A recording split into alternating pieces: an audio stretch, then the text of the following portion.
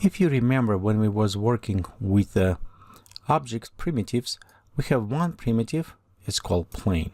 So in the plane, it's just one simple element with a zero edge. So we look on this plane and think expanded to infinity as creating to all directions except the thickness. It's what we have at our planes.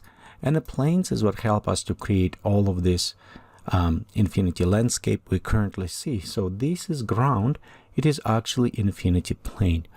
On the top one mark, we'll notice we have it all these different type of the planes.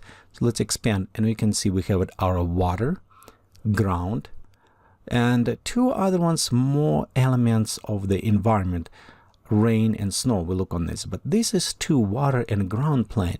It's allowed us to create this infinity plane. So let's click and select water. And you notice right here we're creating a sea, same like ground plane, and it's infinity. So what I'm doing, I'm bringing up, and you can see this is our ground plane on the bottom right here. Okay, and above this we have our sea plane. Again, this is very thin, kind of infinity layer.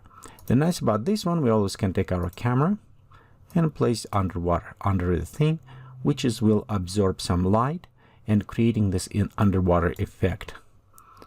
But again, this is just the infinity plane.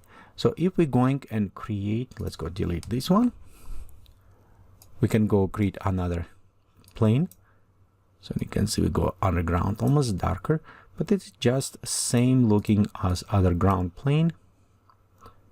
So right here you can see hiding before and after, and beside increasing in the height, actually look exactly same.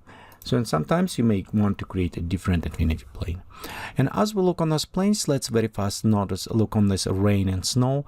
And this is just allowed us to create global environmental effects with atmosphere.